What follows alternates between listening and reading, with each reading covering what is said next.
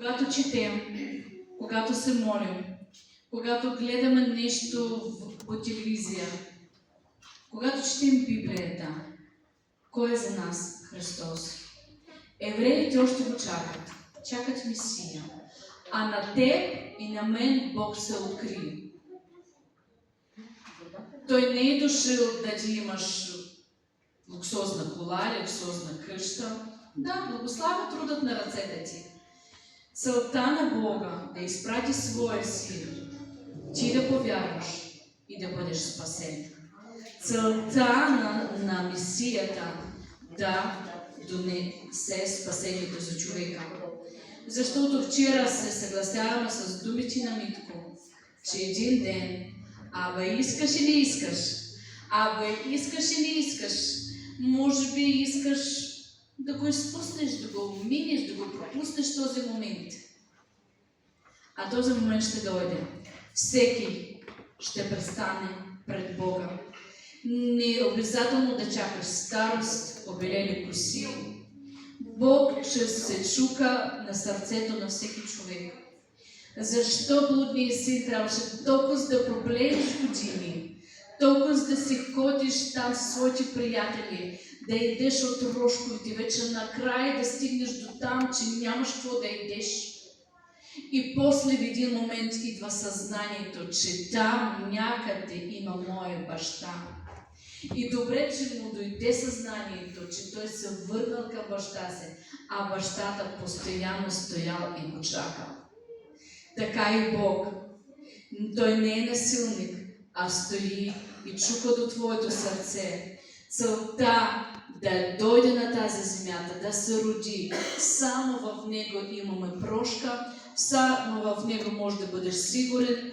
Може би днеска не си с настроение, може би днеска си крив, може би утре нещо ще поплачеш, но пак знаеш при кого да се обърнеш. Знаеш, че имаш Бог. Знаеш, че Той всеки момент може да ти помогне.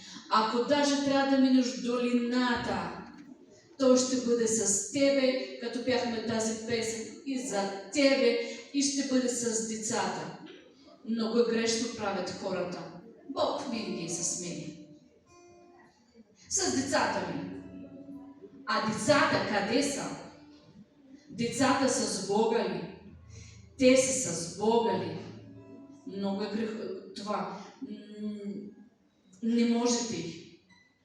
Да, молиш се за тях, да, благославяш. Идва един момент, където човек взима решение сам. Дойде Спасител на тази земя да те благослови, да благослови поколенията. Да, молитвата на мама, молитвата на хората е чуда пред Бога. Дойде Месията да спаси човека. Пеем тази песен в тихата нощ.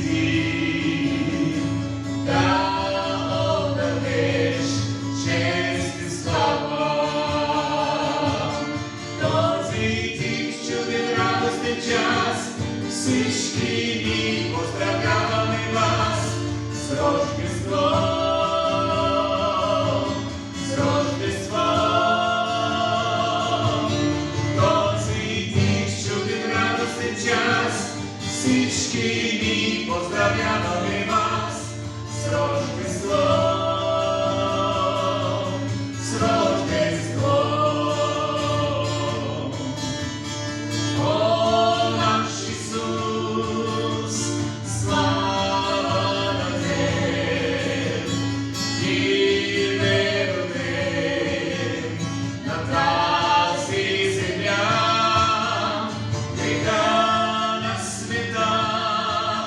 Върху себе се взе, небето отвори за нас.